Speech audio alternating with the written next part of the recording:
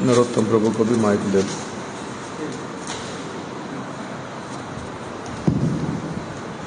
पहले कृष्णदास प्रभु बोलो, आज कल क्या सुना था, पहले वो बोलो, फिर आगे देखेंगे।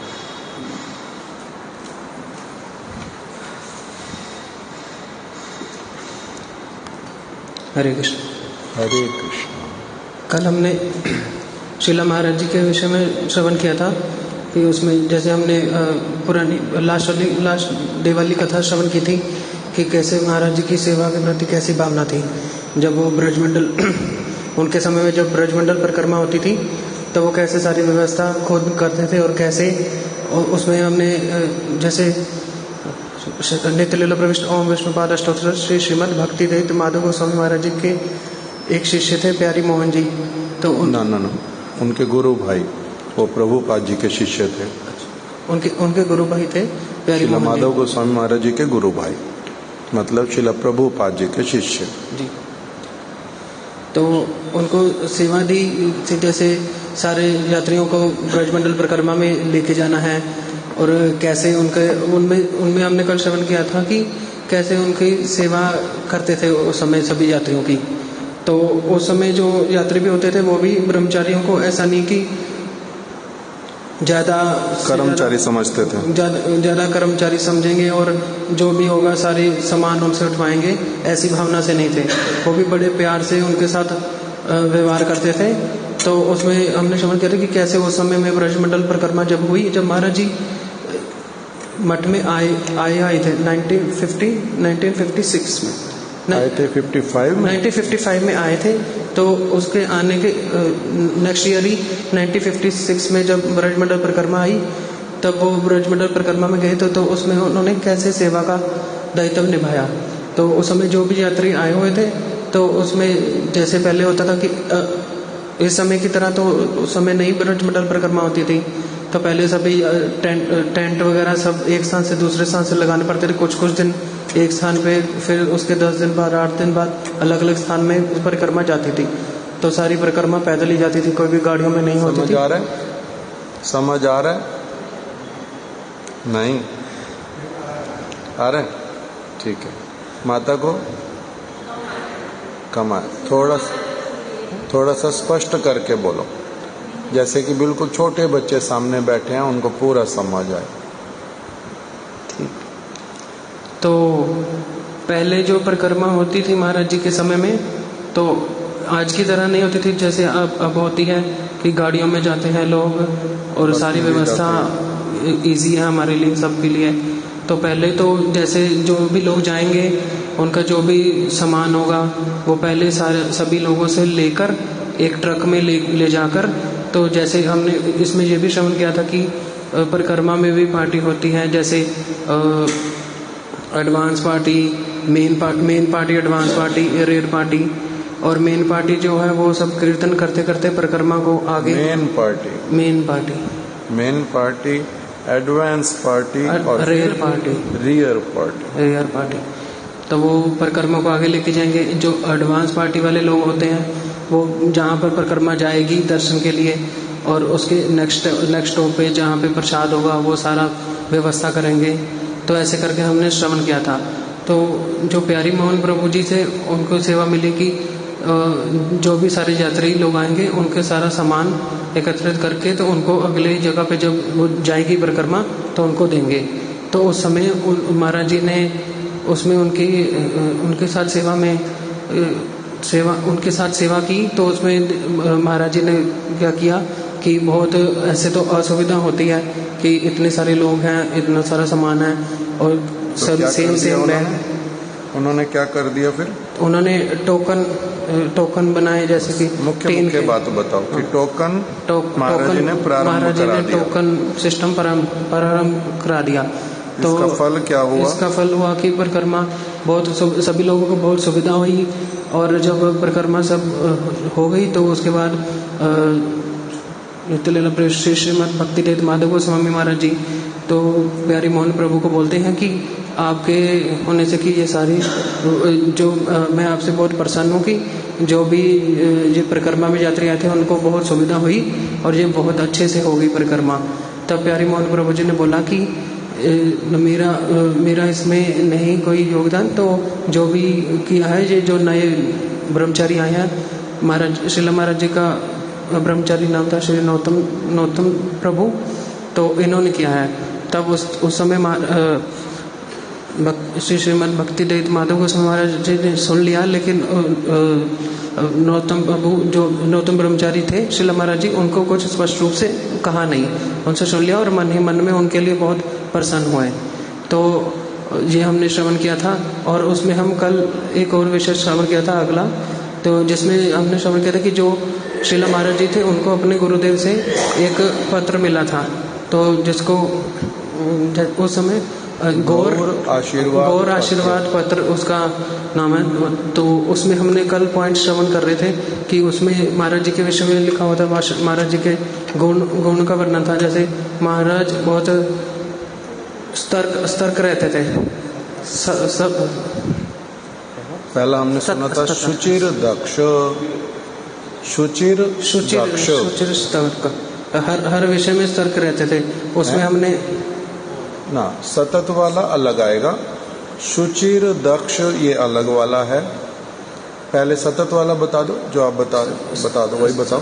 सतर्क वाला तो उसमें सतर्क सतत का अर्थ होता है कंटिन्यूअस, और सतर्क केयरफुल, सतर्क अलर्ट, हर समय अलर्ट रहते थे।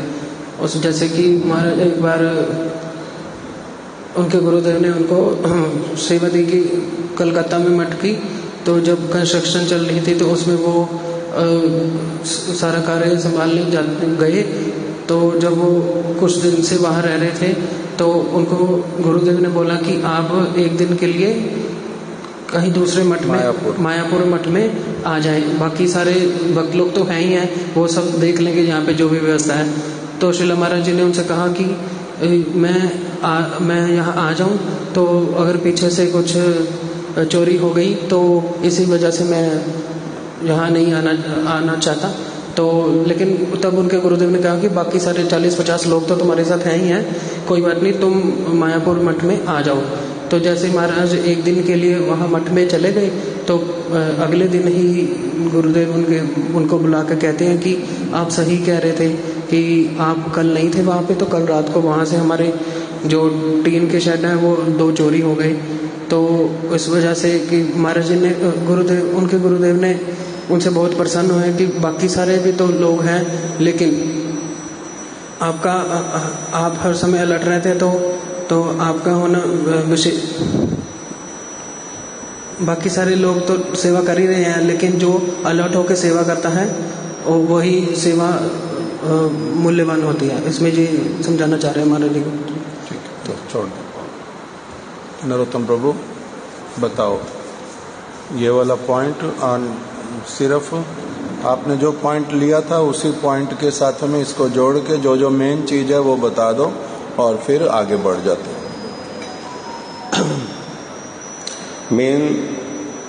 मैंने उस समय कथा में ये बोला था कि अपने उदाहरण दे दे के हमें सिखाते थे कि हमें सेवा किस प्रकार से करनी चाहिए, तभी उसका सेवा का जो वास्तविक फल है वो हमें लाभ हो सकता है। इसी के लिए हम लोग बहुत सारे उदाहरण सुन रहे हैं। हमने कल सुना था कि सेवा सिर्फ सेवा एक काम नहीं है, काम खत्म कर दिया हमने, काम नहीं है वो एक सेवा, मतलब रिस्पॉन्सिबिलिटी, सेवा मतलब उसका बिहेवियर अच्छा रहेगा, सेवा मतलब उसके वर्ड्स भी अच्छे होंगे, और सेवा मतलब वो उसको आलस रहित होकर सेवा करेगा। तो यही सारी बातें जब हम श्रवण कर रहे थे तो इसी में ही हमने फिर महाराज जी का जो गौर आशीर्वाद पत्र है कि कैसे उनको सेवा विग्रह की उपाधि परम गुरु जी ने प्रदान की थी कि सेवा की साक्षात मूर्ति, सेवा किस प्रकार से की जाती है, सारे के सारे गुण इनमें विद्यमान है। वो फिर हम डिटेल में उनका एक एक गुण श्रवण कर रहे थे कि कैसे वहाँ लिखा हुआ ब्रह्मचारी शुचिर दक्ष, मतलब शुचिर दक्ष मतलब कि जो पवित्रता होती है, बाहरी पवित्रता, आंतरिक पवित्रता, उसमें बड़े एक्सपर्ट हैं वो। कल हमने डिटेल में सुना। फिर हमने सुना था कि चिकित्सा विषय विज्ञ, वो डॉक्टर दैथ नहीं थे, चिकित्सा के विषय में भी महाराज जी को पूरा ज्ञान था कि परिक्रमा में यात्रियों को बीमार पड़ जाए, किसी को असुविधा हो जाए, उसको कैसे दवाई देना है, वो भी महाराज जी अपने आप ही वॉलंटरी सेवा अपने सिर पर ले लेते। वो भी किसी ने बोला नहीं था उनको कि आप ये सेवा करो, और उनकी बहुत सारी सेवाएं हैं, लेकिन ये भी सेवा अपने आप ही कर रहे थे वो। और फिर हमने सुना था कि आलस रहितों की आलस्य के रहित थे वो, उसके लिए भी हमने कल 2 उदाहरण सुने थे। कपड़े जैसे कभी उनको महाराज बोलते थे, मुझे किसी ने कपड़े धोते देखा नहीं, किसी ने कपड़े को रस्सी से उतारते देखा नहीं, मैंने कब धो दिए कब उतार के रख दिए कोई जानता नहीं था। और इस तरह एक और उदाहरण सुना था कि कैसे महाराज जी सुबह सुबह ही अपना नहा धोकर आनी करके तुलसी में जल देकर रेडी हो जाते थे। कहीं जाना था कि एक समय मायापुर में नक्शा जो वहाँ का प्लान बनाने के लिए परम गुरु जी ने किसी को भेजा उनके साथ, तो सुबह सुबह आ गए। उनको लगा कि दरवाज़ा खड़काया, उन्होंने दरवाज़ा खोला नहीं, तो दरवाज़ा जब खोला तो उन्होंने बोला वेरी गुड वेरी गुड। मैं समझा था कि तुम अभी सो ही रहे हो, इसलिए तुम दरवाज़ा खोल नहीं रहे हो। इस तरह से ये सारी उदाहरण सुने हमने। फिर आगे हम और भी जो मेरा जो उस समय पॉइंट मैंने बोला था कि केशव प्रभु बोला कि कैसे महाराज जी को जब परम गुरु जी ने बोला कि आप परिक्रमा लेके जाओ, तो महाराज जी ने क्या ठीक है चेष्टा करूंगा। तब केशव प्रभु ने बोल दिया हमारे परम गुरु जी को, श्रील भक्तिदास माधव गोस्वामी महाराज जी को, कि लोग खेत जोतने के लिए बैल का इस्तेमाल करते हैं, बैल जो कार्य करेगी उसके स्थान में बकरी को लगा दूं तो बकरी का खेत जोत पाएगी? इतना उन्होंने सिंपल लाइन में बोला कि बैल के बकरी से हल चास होता नहीं है, बकरी के द्वारा हम लोग खेत नहीं जोत सकते, खेत जोतने के लिए बैल ही चाहिए होता है। इसलिए आप जैसी परिक्रमा करते हैं, आप जैसे लोगों को श्यामदास प्रभु, हाँ जी श्यामदास प्रभु क्या चाहिए? हाँ जी रिमोट देख रहे हैं। और धीरू प्रभु सुंदर प्रभु क्या कर रहे हैं? कुछ चाहिए हैं? सेम थिंग, ठीक है। तो उन्होंने ऐसा बोल दिया। फिर जब परिक्रमा पार्टी, फिर परम गुरु ने बोल दिया केशव प्रभु जी को, क्योंकि उनके गुरु भाइयों कहते केशव यदि ऐसी बात है तो आप मत जाना परिक्रमा में, आपको भय लगता कि अच्छे से ले पाएंगे नहीं ले पाएंगे, हमें असुविधा होगी, तो आप मत जाओ इस बार। तो लेकिन केशव प्रभु सबसे पहले तैयार है परिक्रमा में, जब जाना उनका बैटिंग सबसे पहले तैयार है। तो जब परिक्रमा हो गई, वापिस आए जब, तब परम गुरु जी बोलते हैं केशव प्रभु जी को, केशव कोई ज़्यादा असुविधा तो हुई नहीं? तो केशव प्रभु बोले महाराज गाय जितना दूध देती है उसकी बछड़ी भी उतना ही दूध देती है, कि जैसे आप हैं आपका सेवक भी वैसा ही है।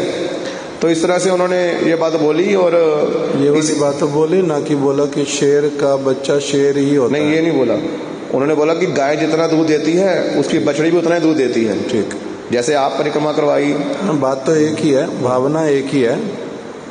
मेरी स्मृति में सिर्फ ऐसा है कि महाराज जी बोलते थे, उन्होंने उत्तर दिया शेर का बच्चा जैसे होता शेर जैसा, शेर का बच्चा भी वैसा। नहीं ये नहीं, गाय जितना, ठीक है जैसा भी हो।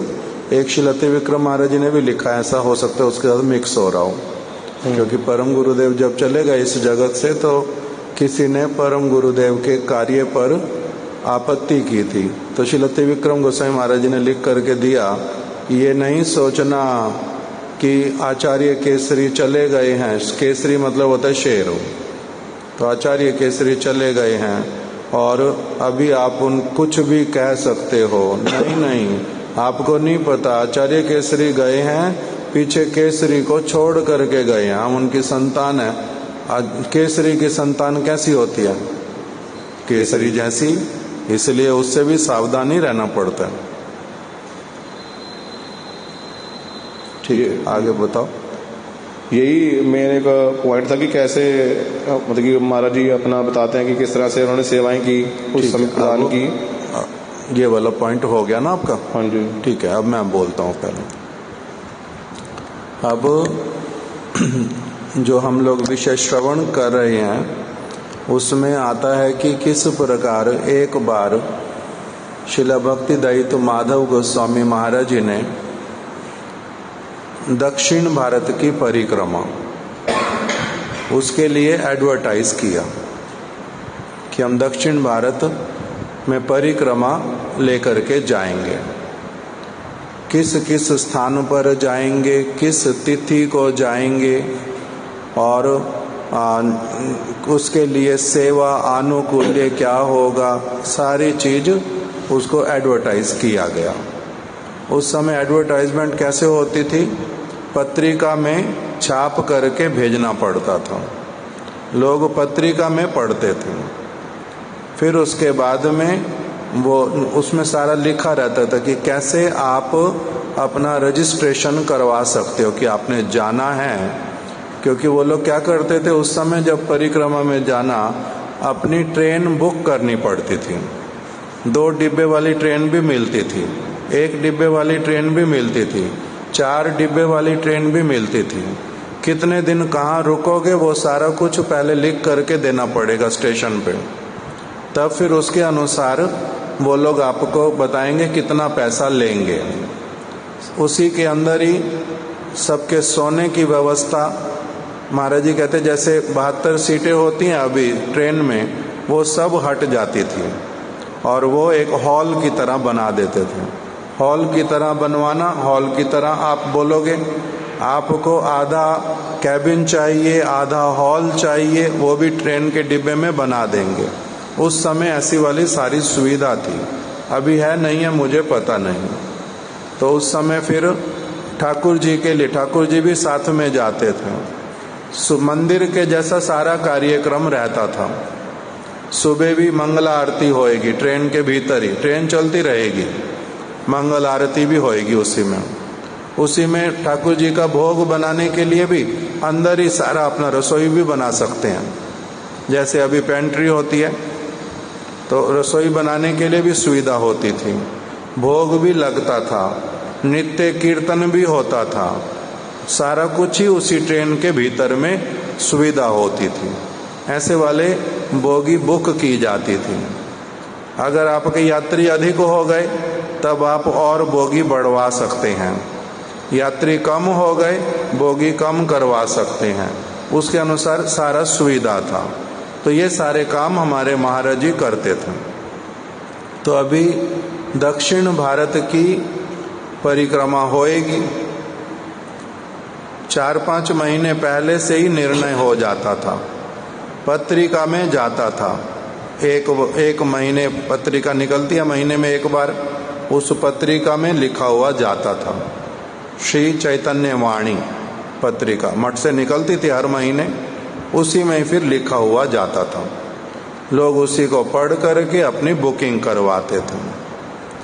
अभी जिस समय परिक्रमा में जाने का समय आया, उस समय श्रील भक्तिदयित माधव गोस्वामी महाराज जी ऐसे वाले अस्वस्थ हुए कि उनकी प्रबल इच्छा है कि जब हमने बोला है परिक्रमा लेकर के जाएंगे तो मेरे को जाना ही जाना है।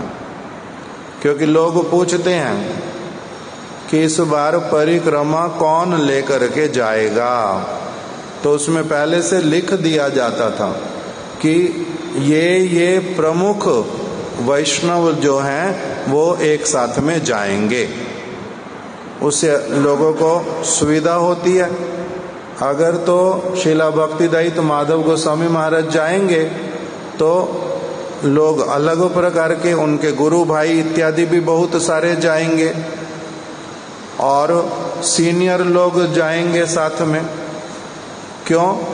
क्योंकि वहाँ पर हम लोगों को कथा कीर्तन इत्यादि सुनने का बड़ा सुयोग मिलेगा। किंतु अगर बड़ा व्यक्ति ये नहीं जाएंगे, कोई और जाएंगे, तब फिर विचार करते हैं कि इन लोगों के साथ में भी जाना या नहीं जाना। ये सब समय रहता है और स्वाभाविक सी बात है, उसमें तो कोई असुविधा होता नहीं। क्यों? क्योंकि अलग अलग स्तर के लोग होते हैं। अभी कौन कितना वस्तुओं को ग्रहण कर पाता है, समझ पाता है, उसके ऊपर निर्भर करता है। तो इसीलिए अब जब अस्वस्थ हो गए, नहीं जा सकते, तब क्या करें? तब किसने बोला कि कैंसिल कर दो? जिसको बोल रहे हैं लिख लो क्या क्या लॉस होगा। और लोग मठ में आ चुके हैं। ठीक है, लोग मठ में आ चुके हैं, कोई प्लेन से, कोई ट्रेन से। ठीक है, तो फिर परम गुरु जी बीमार पड़ गए। डॉक्टर ने बोला कि आप कंटिन्यूस ट्रैवलिंग नहीं कर सकते ऐसी वाली ट्रेनों में। तो फिर परम मुझे महाराज जी को अपने कमरे में बुलाया। हमारे माइक है ना, माइक है ना आपके पास? ठीक से बताओ। फिर मतलब कि लोग आ चुके हैं मठ में सारे, तो इधर से परम गुरु जी बीमार हो गए हैं। लोग मठ में आ चुके हैं का मतलब परिक्रमा वाले लोग जो यात्रा में जाएंगे वो भी आ गए हैं मठ में। हाँ, एक सेकंड रुको। लोग आ चुके हैं मठ में, इसका मतलब कि मान लो 11 नवंबर को परिक्रमा में जाना है। तो अभी 9 नवंबर तक 10 नवंबर तक सारे लोग मठ में आ जाएंगे। पहले से लिखा हुआ उस तरह से कि सभी लोग इस समय तक आ जाओ। पहले फर्स्ट पॉइंट मिलने का कौन सा वाला है? कोलकाता मठ। तो यहाँ पर सारे लोग एकत्रित हो जाएंगे। तो अभी वो तिथि आ गई, 10 नवंबर आ गया और सारे लोग जो हैं अब आकर के उपस्थित हो चुके हैं। प्राय कुछ लोग रह गए, अथवा जो कलकत्ता के हैं वो तो अपने घर से अगले दिन सुबह ही चलेंगे, अपना ट्रेन से जाना है। किंतु कोई कहीं से सारे आकर के उपस्थित हो गए हैं पहले से। अब उसी समय ही एकदम से क्या हुआ, शिला माधव गोस्वामी महाराज जी अस्वस्थ पड़ गए। अब बताओ आगे। फिर परम गुरु जी ने महाराज जी को ही अपने कक्ष में बुलाया कि पूरा हिसाब किताब बनाओ अभी यात्रियों का, क्योंकि जो प्लेन से आया है उसको आने जाने का खर्चा देना पड़ेगा प्लेन वाला। ना, पहले किसने बोला कि ये हम लोग रद्द कर देते हैं कार्यक्रम? ये वाली बात तो कथा में सुनी नहीं मैंने वहां से, लेकिन ठीक है। अब इसमें सिंपल सी बात कि अब जब अस्वस्थ पड़ गए शिला भक्ति दयित माधव गोस्वामी महाराज जी, तो अभी उनकी प्रबल इच्छा है कि हमने अब जब जाना ही है कल, तो मैं क्या करूँगा, साथ में चलता हूँ, औषधि भी ले लेता हूँ और जैसे जैसे आवश्यकता होएगी औषधि की वो लेता रहूँगा, और साथ ही साथ में क्या करेंगे, परिक्रमा भी करते रहेंगे। तो डॉक्टर ने उनको कहा कि आप इस प्रकार से नहीं कर सकते, अभी आपके लिए ये असुविधाजनक होगा। क्यों? क्योंकि वो ट्रेन जो है वो स्थान स्थान पर रुकती भी थी और स्थान स्थान पर दर्शन के लिए उतरते हैं, फिर चढ़ते हैं, फिर चढ़ते हैं, फिर उतरते हैं, दर्शनों पे जाते हैं, कंटिन्यूस ट्रैवलिंग भी रहती है। तो डॉक्टर ने निषेध किया कि ऐसे वाला आप मान लो एक जगह जाना है, 2 जगह जाना है, वहाँ तो जा सकते हो, किंतु कंटिन्यूस ट्रैवलिंग मैं आपको अलाउ नहीं कर सकता। तब फिर जो भी पुराने भक्त लोग वहाँ पर उपस्थित होंगे, उन लोगों ने, बहुत सारे लोगों ने परामर्श किया कि इस बार फिर हम क्या करते हैं कि हम लोग ये कार्यक्रम पूरी तरह से रद्द ही कर देते हैं कि हम परिक्रमा नहीं लेकर के जाते हैं। तब जब इस प्रकार की बात होने लगी तो शिला माधव गोस्वामी महाराज जी अपने अंदर हृदय में प्रसन्न नहीं हुए कि मैं नहीं जा पाऊंगा, सिर्फ मेरे कारण इतने सारे लोग जो हैं उनका ये कार्यक्रम रद्द हो जाए। कितना उत्साह है भक्तों में, कितने दिनों से उन्होंने भावना करके रखा कि जाएंगे, तो इसीलिए ये कार्यक्रम ऐसे रद्द हो जाए, ये अच्छी बात बिल्कुल भी नहीं होएगी। तो मन में उनके असुविधा है, स्वयं भी जाना भी चाहते हैं किंतु जा नहीं पा रहे। तो इसीलिए उन्होंने फिर जब ये सुना कि कुछ लोग बोल रहे हैं कि इसको रद्द ही कर देते हैं, तब शिला माधव गोस्वामी महाराज जी ने शिला महाराज जी को अपने कक्ष में बुलाया और बुला करके क्या कहा, इसको आगे सुनते हैं, बताओ। उन्होंने कहा कि सारा हिसाब भी बनाओ कि किसको कितना पैसा लगेगा। अभी यात्री जो आए हैं उनको खर्चा देना पड़ेगा, जो प्लेन से टिकट खर्च करके आया हमें उसको वापसी की टिकट देनी पड़ेगी, और जो खर्चा करके वो भी देना पड़ेगा हमें, क्योंकि हमने बंद की परिक्रमा। तो सारा हिसाब बनाया महाराज ने, कहते अगर तुम समझ आया बात क्या कह रहे हैं? सबसे पहली बात वो बोल रहे हैं कि आप क्या करो, एक पेन और पेपर लेकर के आओ। पेन पेपर लेकर के क्यों आना? आजकल बहुत सारे लोग इस बात का महिमा नहीं जानते, किंतु किसी भी बात को अगर लिख करके व्यक्त कर दिया जाए तो आदि अगर जो चीज़ चिंता वाली होती है, टेंशन वाली होती है, उसका सॉल्यूशन क्या निकले वो 80% वैसे ही समाप्त हो जाती है लिखते लिखते ही, क्योंकि क्लैरिटी आती है पूरी तरह से। तो इसीलिए उन्होंने क्या कहा, पहले पेन और पेपर लेकर के आओ। अगर हम परिक्रमा में हमने जाना था, उसमें जो लाभ हैं वो तो हमने पहले से ही कैलकुलेट कर रखे हैं। एक साथ में भक्त लोग एकत्रित होएंगे, दर्शनों पर जाएंगे, कथा और कीर्तन मिलेगा, दर्शन का सुविधा होएगा। हम ये वाली बातें जो भी लोग हमारे साथ जाएंगे उनके हृदय में अच्छी तरह से हम क्या कर देंगे, स्थापित कर देंगे ये वाली बातें। सभी लोगों को सुयोग मिलेगा आरती करने का, जल्दी उठने का, मंगल आरती करने का, ठीक समय पर फिर केवल भगवान के प्रसाद पाने का, भक्तों के साथ कीर्तन करने का, दिनचर्या क्या होती है भक्तों की ये सारा देखने का हम लोग प्रचार करना चाहते हैं। तो इसलिए वो सारे लोगों को हम लोग उस समय जो विषय प्रचार करना चाहते हैं वो करेंगे, उनके जो दुर्व्यसन हैं वो छुड़वाएंगे, अच्छी चीज़ें जो हैं उनको करवाएंगे, क्योंकि 1 महीना इकट्ठे रहना है। तो इसलिए ये सारे लाभ तो हमारे को पहले से हमने समझे हुए। अगर अभी परिक्रमा बंद करते हैं, उसकी जो हानि है उसके लिए लिखना प्रारंभ करो। अब साधारण लोगों को ये वाली हानियां तो समझ ही नहीं आती कि हमारे को 1 महीना कथा कीर्तन मिल रहा था, इतना अधिक लाभ हो रहा था, अब वो नहीं होएगा, ये वाला उनको नहीं समझ आता। जैसे हमने कल की कथा में ना परसों की कथा में सुना था कि कोई व्यक्ति परिक्रमा में आ गया, किसी से छोटी मोटी कोई तू मैं हो गई, कोई किसी छोटी सी चीज के कारण ही अगर असंतुष्ट हुआ तो वो कहता है मैं जा रहा हूँ परिक्रमा छोड़ करके, बेकार, मेरे को नहीं करनी परिक्रमा, मेरे को इन्होंने साला बोल दिया, इन्होंने मेरे को साला बोल दिया, मैं नहीं करूँगा परिक्रमा। तो इस चीज को तो समझते हैं, किंतु जो उनका लॉस होएगा वो नहीं समझते। एक कीर्तन में हम लोग गाते हैं कि कोई बहुत श्रेष्ठ भक्त वो क्या बोल रहा है, ले लो रे कोई कृष्ण का प्यारा, आवाज लगाऊं गली गली, कृष्ण नाम के हीरे मोती मैं बिखराऊं गली गली। मेरे पास में कृष्ण नाम के, कृष्ण कथा के हीरे और मोती हैं बहुत सारे और बड़े अमूल्य हैं।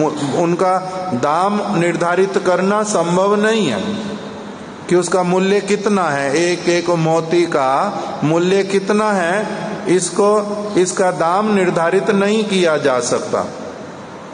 तो वो गा रहे हैं कि मेरे पास बहुत हीरे मोती हैं और मैं आवाज लगा करके, जैसे फेरी वाले आते हैं ना सामान बेचने, आवाज लगाते हैं, तो इसी तरह से मेरे पास हीरे और मोती हैं कृष्ण नाम के, कृष्ण कथा के, वो मैं देने के लिए आया हूँ।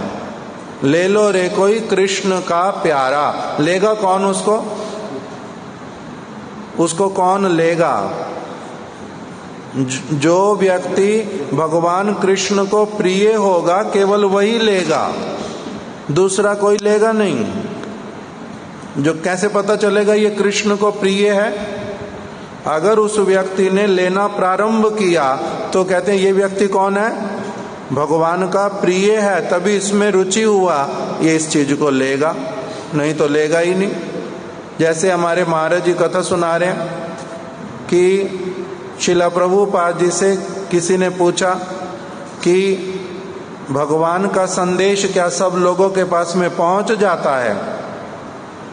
भगवान का संदेश है, भगवान ने संदेश दिया भगवद गीता में अपना, भगवान ने भागवत में स्थान स्थान पर अपना संदेश दिया है, तो वो संदेश सबके पास पहुंच जाता है या नहीं पहुंचता?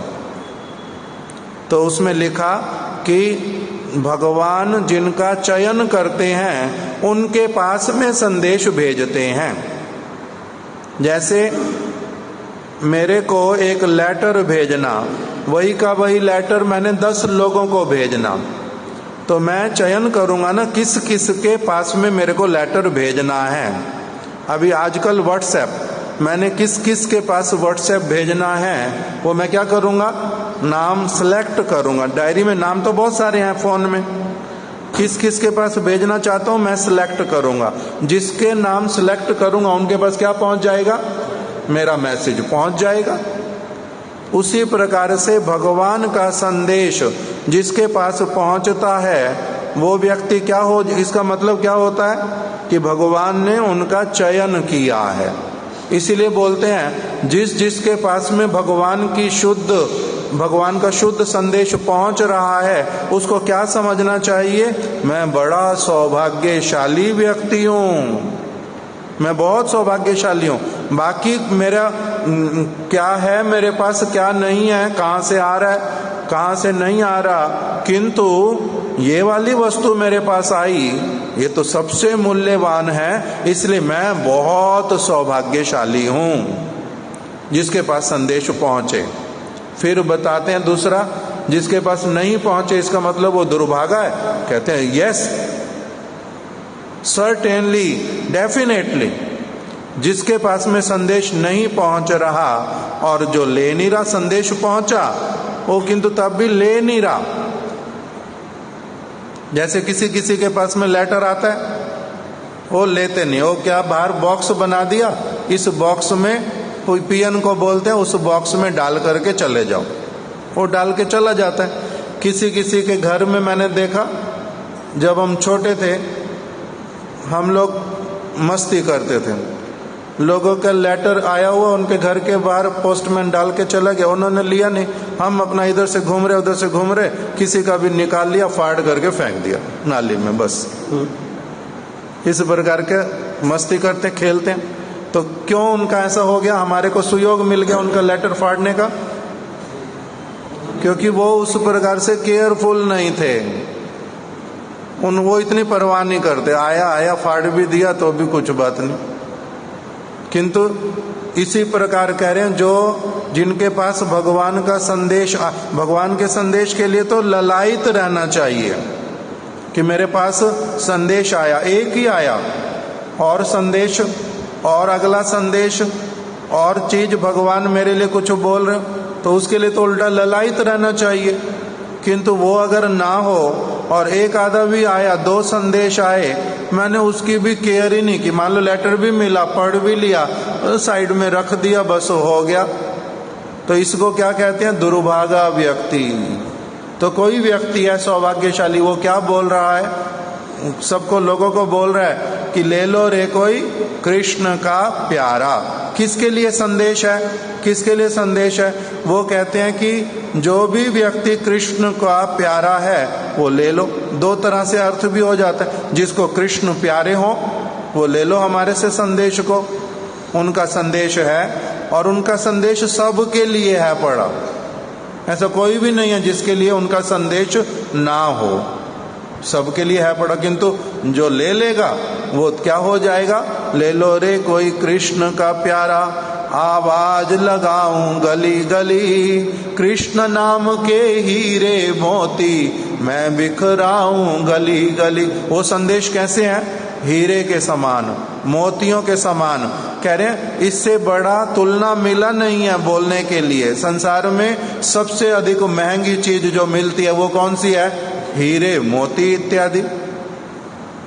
संसार के लोग उसी वस्तु का ही मूल्य जानते हैं, इसीलिए उसी के साथ तुलना दे दिया। नहीं तो है कैसी चीज ये, अमोल, इसलिए मीराबाई ने बोल दिया, वस्तु अमोलक दी मारे सदगुरु, करुणा कर अपनायो। मेरे गुरुजी ने मेरे को जो वस्तु दी है वो कैसी वाली है? वस्तु अमोलक। कोई अगर पूछे कि तुम्हारे को तुम्हारे गुरुदेव ने जो चीज दी है उसका मूल्य कितना है, कितने रुपए में वो चीज मिल सकती है, कितना समय दे करके मिल सकती है, कितना एनर्जी दे करके मिल सकती है, कह रहे नहीं भाई ये सारी बात मत पूछो उसके विषय में। वो वस्तु कैसी है? अमोलक, मोल नहीं लगा सकते उसका।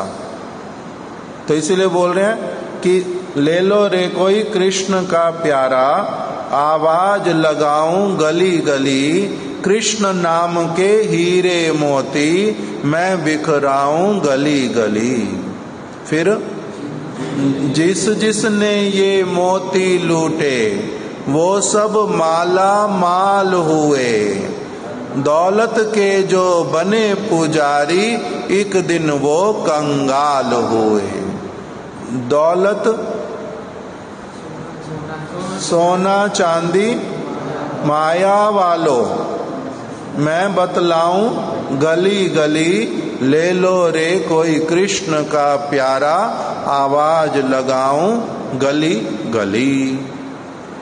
ये वाली बात क्यों बता रहा था सारी? तो अभी जब बोल रहे हैं कि हम परिक्रमा लेकर के जाएंगे, उसमें जो लाभ की बातें कौन जानता है कि उसमें किसका लाभ होता है। जैसे शिला भक्ति विनोद ठाकुर जी ने शिला प्रभुपाद जी को आदेश दिया कि आप क्या करो, जितना शीघ्र हो सके नवद्वीप धाम की परिक्रमा प्रारंभ करो, इससे बहुत सारे लोगों का मंगल होगा। उन्होंने परिक्रमा क्यों करानी? नहीं तो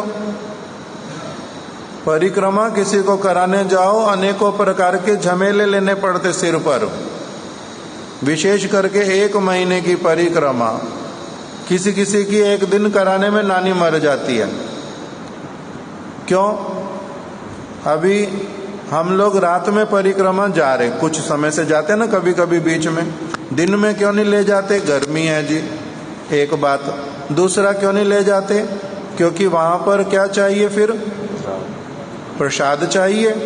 1 बार का हो 2 बार का, उसकी व्यवस्था करनी पड़ेगी, बात करनी पड़ेगी, पैसा देना पड़ेगा, उसके साथ मोल भाव करना पड़ेगा, इधर लोगों को बोलना पड़ेगा।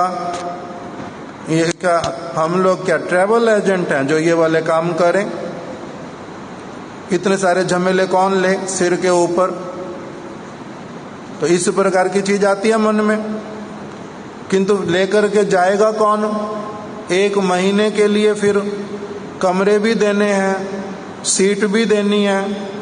अभी उस कल बता रहा था, परसों बता रहा था, उस समय लोग चिंता नहीं करते थे, जहां स्थान मिल जाता वहीं रह जाएंगे, अधिक डिमांड करेंगे नहीं, उल्टा बहुत अधिक ऋणी बनते हैं कि वो आपने कृपा करके ये सुयोग दे दिया, आपका संग भी मिलेगा, हमारा परमार्थ भी उसमें सधेगा, साथ ही साथ में दर्शन मिलेंगे, इतना सौभाग्य आपने हमारे को दिया। वो अलग प्रकार का जाता है। किंतु अभी कलयुग के लक्षण बतलाए भागवत में एक एक करके, क्या होता जाएगा? लोगों के लिए सारी की सारी चीज पैसा होता जाएगा। साधु भी बहुत सारे ढोंगी बन करके वो क्या करेंगे? इन्हीं चीजों को भी अपना व्यवसाय बनाएंगे। लोग भी कैसे होंगे? अगर उनका मान लो 2000 रुपये लगना है, उनसे आप 1000 भी ले लोगे तब भी उनको क्या लगेगा? मन में संशय कि कुछ ना कुछ गड़बड़ है। 2000 लगते तो 2000, किंतु अभी कितना ले रहे हैं ये? 1000।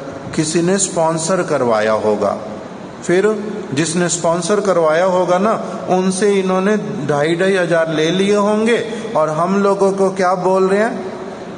1000। अलग अलग दिमाग चलेगा। क्यों?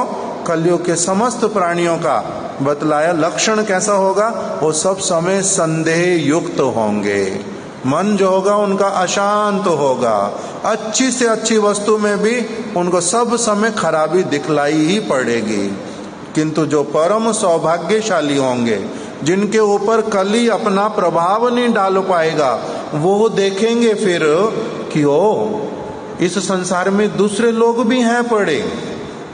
उसी के लिए भक्ति विनोद ठाकुर जी ने कीर्तन में लिखा, क्या लिख दिया, श्री गुरु कृपाए भेंगे छे स्वपन, बुझे छी एकोन तुमी ही आपन, तव निज जान परम बांधव, संसार कारागारे। इस संसार रूपी कारागार में सारे लोग खराब होते हो ये बात नहीं है। कारागार का मतलब ही है उसमें जितने लोग रहेंगे उसमें से 99% लोग कैदी होंगे, किंतु 1% लोग कैसे वाले होंगे, जो जेलर का काम करेंगे, उनके लिए मेडिसिन देंगे, डॉक्टर का काम करेंगे, उनको सांत्वना देने के लिए अच्छी बातें बतलाएंगे जिससे उनका दुख कम हो, क्रोध कम हो, चरित्र उनका अच्छा बने। वो वाले लोग कितने होंगे, 1%। 99% कैसे होंगे, कैदी होंगे। उसी में भी फिर अभी की अगर स्थिति बात करें तो जो जेल के भीतर में भी रहते हैं सरकार से भी पैसा लेंगे अपनी सैलरी वाला, और फिर बाहर जिसका आदमी जिनका बच्चा जेल के अंदर है उसको मिलाना है, फोन पे बात करानी है, उसको बीड़ी ला के देनी है, कोई और चीज, अलग अलग चीजें, उसके लिए बहुत सारा और पैसा मारेंगे। तो वो 1% लोग जो सचमुच में तो सरकार के द्वारा लगाए गए थे उसमें भी कितने होंगे, उस 1% में फिर 99% खराब मिलेंगे। क्योंकि ये सिस्टम कैसा है संसार का, गोलमाल है भाई, सब गोलमाल है, सारा कुछ गड़बड़। नहीं मिलेगा तो ठीक वाला चीज कहाँ मिलेगा, कलयुग है। तो इसीलिए बताया हरि नाम को छोड़ करके बाकी सारी चीजें मिलावटी होंगी, खाने की, पीने की, स्वभाव की, भावनाओं की, बोलने वाली बातों में, हर चीज में गड़बड़ होएगी, अंदर कुछ और बाहर कुछ और, सारा कुछ ही ऐसा होगा और सबका ऐसा होएगा। किंतु थोड़ा सा कोई व्यक्ति कैसा वाला निकलेगा, जो भगवान का निज जन होगा। भगवान जब, जैसे चैतन्य महाप्रभु इस कारागार में जब आ गए, वो कैसे वाले हैं, उनको तो कुछ चाहिए नहीं, स्वार्थ पूरा करने के लिए आए नहीं, उनको कोई पागल भी नहीं बना सकता, उनको कोई बहला फुसला करके अपने टोली में उनको जमा भर्ती भी नहीं करवा सकता, वो अलग प्रकार के हैं। तो उसी प्रकार से भगवान के जो निज जन हो जाएंगे वो अलग होते हैं। तो इसलिए महाराज जी बोलते थे मंगल किसका होता है, मंगल किसका होता है, जो व्यक्ति स्वयं बोनाफाइड होता है। हम लोग बार बार सुनते हैं हमारे गुरु जी कैसे वाले होने चाहिए, सदगुरु होने चाहिए, प्रामाणिक गुरु होने चाहिए, और आचार्य होने चाहिए, ब्रह्मनिष्ठ होने चाहिए, और श्रोत्रिय होने चाहिए। ये गुरु के विषय में बताते हैं सर। किंतु महाराज जी बोलते हैं शिष्य कैसा होना चाहिए, शिष्य को बोनाफाइड होना चाहिए। शिष्य को कैसा होना चाहिए, ऑथेंटिक। ऑथेंटिक शिष्य का मतलब क्या होता है, सिंसियर, बोनाफाइड होगा, सिंसियर होगा। मैं सचमुच में भगवान को चाहता हूँ, मेरे को हजारों दोष है, मैं अपना रोग दूर कराने के लिए आया हूँ, मेरे को रोग दूर करवाना है। इस प्रकार की वास्तविक सिंसियरिटी के साथ में डॉक्टर कहेगा ये चीज निषेध है, ये तुम्हारे लिए अलाउ है, वो उसको अच्छी तरह से पालन करेगा, तभी उसको क्या कहेंगे, ये बोनाफाइड स्टूडेंट है। ये बोनाफाइड शिष्य है, ये बोनाफाइड हमारा रोगी है, ये मेरा पेशेंट है, मैं इसको देखता हूँ, तभी तो बोनाफाइड हुआ, नहीं तो बोनाफाइड है ही नहीं।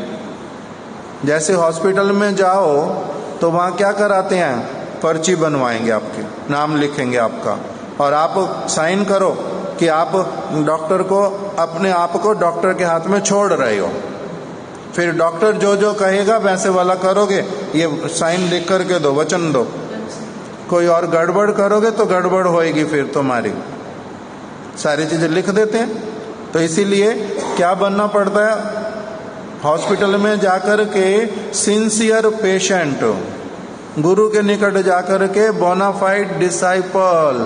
अगर नहीं बनते तो लाभ होएगा नहीं, आशा नहीं कर सकते, फिर नहीं क्लेम कर सकते मैं ठीक क्यों नहीं हुआ, मेरी ये चीज क्यों नहीं होती, इतने समय से वो क्यों नहीं होता, तो कहते नहीं कर सकते। तो जो ये लाभ हैं साधु संघ के, भक्ति विनोद ठाकुर, जो पहले बात बता रहा था, भक्ति विनोद ठाकुर जी क्या कह रहे हैं, श्री गुरु कृपाए भेंगे छे स्वपन, बुझे छिए कौन तुम्ही ही आपन।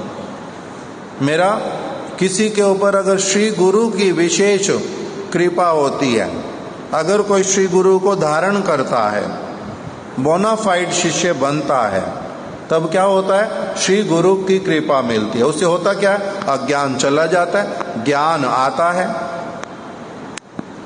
खराब और गलत धारणाएं मेरी दूर होती हैं, सद धारणाएं आती हैं, असदाचार चला जाता है, सदाचार जीवन में प्रवेश करता है, अपवित्रता दूर होती है, पवित्रता मेरे जीवन में आके खड़ी होती है, मेरा दुर्बलता चला जाता है, मैं सबल बन जाता हूं, बहुत बलवान। जो कार्य करूंगा मेरा उसमें विश्वास होएगा, डामाडोल नहीं होऊंगा, दृढ़ निश्चय आता है हृदय में। जब एक व्यक्ति सचमुच में सदगुरु का शरण लेता है, सद शिष्य बनेगा, तो इस प्रकार का होएगा, अवश्य ही होएगा। तो इसीलिए वो बोल रहे श्री गुरु कृपाए भेंगे छे स्वपन। मैं पहले क्या था, ऐसे लगता है जैसे मैं पहले गुरु जी को धारण करने से पहले, ठीक रूप में गुरु जी को धारण करने से पहले मैं कैसे वाला था, सपने देख रहा था फालतू के, हवाई किले बना रहा था, किसी और दुनिया में ही घूम रहा था, मैं अंधकार में तीर मार रहा था, मैं और बहुत कुछ सोचता था, करता था, किंतु वो सारा कुछ कैसा था, मेरा अज्ञानता था, बालकपन था, मूर्खता था। अब किंतु मेरे को समझ आने लगा है जीवन क्या है और जीवन कैसे होना चाहिए। श्री गुरु कृपाए भेंगे छे स्वपन, मेरा वो सपना जो अब टूट गया। अब मैं किस में जी रहा हूं, वास्तविकता में मैंने जीना प्रारंभ किया है, मैंने वास्तविकता में जीना प्रारंभ किया। अभी श्री गुरु कृपाए भेंगे छे स्वपन, स्वप्न टूट गया। जैसे स्वप्न टूटता है, स्वप्न में क्या कर रहा होता है व्यक्ति, रो रहा होता है, दुखी हो रहा होता है, या बड़ा सुखी हो रहा होता है, मैं राजा बन गया हूं अथवा मैं भिखारी बन गया हूं, मेरे को किसी ने बड़ा प्यार किया अथवा किसी ने मेरे को पहाड़ से धक्का दे दिया, किसी ने मेरे को सीढ़ी से गिरा दिया, कुछ भी तो स्वप्न देखता है ना। स्वप्न का सुख, स्वप्न का दुख, दोनों का ही तो अधिक कुछ मूल्य नहीं है। तो बोल रहे मेरा स्वप्न टूटा, स्वप्न टूटा और मैं क्या हुआ, मेरा सौभाग्य उदित हुआ, मेरा नॉर्मल लाइफ शुरू हुआ। वो दुख और वो सुख कुछ है ही नहीं। अब मेरे को क्या करना है ये मेरे को समझ आने लगा। इसी से क्या हो जाता है, शोक मोह भया पहा, शोक चला जाता, मोह चला जाता, भय चला जाता। एक व्यक्ति रियलिटी में, अब जैसे यहाँ बैठा हूं, मेरे को कोई दुख है क्या, कोई चिंता होएगी, क्यों चिंता होएगी, क्यों दुख होएगा। और मैं तो अभी बिल्कुल ठीक ठाक हूँ, आंखें देख रही हैं, कान सुन रहे हैं, हाथ काम कर रहे हैं, बुद्धि काम कर रही है, मेरे को जो चाहिए अपना खाना है, मैं खाना अपना जाऊंगा उठा लूंगा, खाऊंगा, मेरे को सोना है अपने बिस्तर पे जाकर, सारा कुछ तो मेरे को पता चल रहा है अच्छी तरह से। तो इसलिए ये तो स्थिति अच्छी वाली आ गई मेरी। अभी सोने वाले व्यक्ति का थोड़ा असुविधा हो सकता है, कभी भी कुछ भी, पता नहीं चला, वो बेचारा सो रहा है, उसको कोई मारने के लिए आया, चक्कू से मारेगा, इसको पता ही नहीं चला। अभी पहले एक बार अच्छी तरह से चक्कू पड़ जाएगा जब शरीर पे, और कोई चीजें हो जाएंगी, दरवाजा बंद हो जाएगा, इसको बाहर निकलने नहीं देंगे, कपड़ा इसके मुंह पे डाल देंगे, वो सारी चीज पहले वाले व्यक्ति ने तैयारी कर ली, तब चिंता होती है थोड़ी सी। मैं तो सो रहा था, अभी तो मैं जागृत हो गया। जागृत अवस्था में क्या हो जाता है? साहस आता है। श्री गुरु कृपाए भेंगे छे स्वपन, बुझे छी एखन तुमी ही आपन। मेरे को अब अच्छी तरह से समझ आया, मेरे अपना मेरा कौन है? भगवान। आप मेरे अपने हो, मेरे को समझ आ गया अच्छी। मेरे गुरु जी ने मेरे ऊपर इतनी कृपा कर दी, मेरा अज्ञानता पूरा दूर किया, मेरे को ज्ञानवान बना दिया, प्रकाश पूरी तरह से दिखला दिया, आपके दर्शन करा दिए, अपने घर में पहुंचा दिया, मेरे को आपसे मिला दिया। मेरे को तो अच्छी तरह से समझ आया कि आप सारा चक्र मैं जो देख रहा था वो क्या था, और अब वास्तविकता क्या है, मेरे को तो अच्छे से समझ आ रहा है। श्री गुरु कृपाए भेंगे छे स्वपन, बुझे छिए कौन तुम्ही ही आपन। तब निज जन परम बांधव, इस संसार रूपी संसार कारागारे, इस संसार रूपी कारागार में मेरा जो बंधु है, वास्तविक बांधव, वो मेरे को अच्छी तरह से दिखलाई दे गया। तब निज जन, ये जो गुरुदेव हैं ये तो आपके निज जन, और आपके वास्तविक जो भक्त हैं वो कौन है, वो मेरे को दिखलाई दे गया अच्छी तरह से, और मेरे को पता चल रहा है यही मेरे अपने हैं, ये मेरा परिवार है, ये मेरे अपने हैं, ये मेरे बांधव हैं। तब निज जन परम बांधव, हमारे महाराज इसकी भी व्याख्या करते थे। बांधव किसको कहते हैं? कोई होता है मित्र, कोई होता है सखा, कोई होता है बंधु, कोई होता है बांधव। गोपियां कृष्ण के लिए क्या कहती हैं? हे कृष्ण आप हमारे कौन हो? बांधव कृष्ण करे व्याधेर आचार।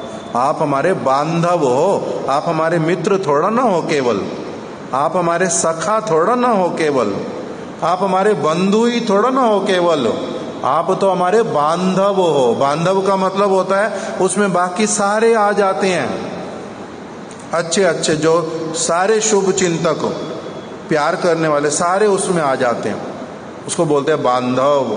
तो बोल रहे हैं तब निज जन, ये किसी किसी परम सौभाग्यशाली व्यक्ति को पता चलता है कि मेरा परम बांधव है कौन। सबको नहीं पता चलता, सबका भाग्य इतना अच्छा नहीं होता, सबके पास भगवान का संदेश नहीं पहुंचता, सबके पास भगवान के निज जन नहीं पहुंचते। पहुंचने पर भी सारे लोग ले नहीं पाते, उनको नहीं धारण कर पाते। क्यों? अपने पापों के कारण, अपने दुर्भाग्य के कारण, अपने अहंकार के कारण, अपने ही मूर्खता के कारण, अलग अलग कारणों से नहीं ले पाते उनको। किंतु जिनको ये लाभ समझ आते हैं कि ये लाभ कैसे वाला है, वो उसके लिए क्या करते हैं? हमारे गुरुदेव कहते थे कि अगर पूरा जीवन दे करके भी अगर थोड़ी देर के लिए साधु का संग मिल जाए, बहुत सस्ते में मिल गया। दूसरी तरफ से बोलते थे कि कृष्ण भक्ति रस भाविता मति क्रियताम यदि कुतोपि लभ्यते तत्र लौल्यम अपि मूल्यम एकलम जन्म कोटि सुकृतिर अपि ना लभ्यते। लाखों लाखों करोड़ों करोड़ों जन्मों की सुकृतियों के द्वारा भी, सुकृतियां मतलब सब समय आप क्या करो? परिश्रम करो। पहले बुद्धि प्राप्त करो, फिर परिश्रम करो, फिर उसके द्वारा जो प्राप्त हो वो सारा कुछ सद कार्य में व्यय कर दो। अपने लिए कुछ मत सोचो, वृक्ष की तरह बन जाओ। वृक्ष कैसा है? दयावान। फल किसी को चाहिए देगा, फूल चाहिए देगा, छाल चाहिए देगा, तना चाहिए देगा, जड़ चाहिए देगा। मेरे को मार डालना तब भी ले लो, कोई बात नहीं। उस प्रकार का बन जाए अगर एक व्यक्ति, कितने जन्म? करोड़ों जन्म। करोड़ों जन्म अगर ऐसे वाला बन जाए, निस्वार्थ, कह रहे तब भी उस प्रकार का सारा इतने करोड़ों जन्म करने पर भी जो वस्तु फिर भी नहीं मिलती, वो क्या है? वो जो तब भी नहीं मिलेगी। क्यों?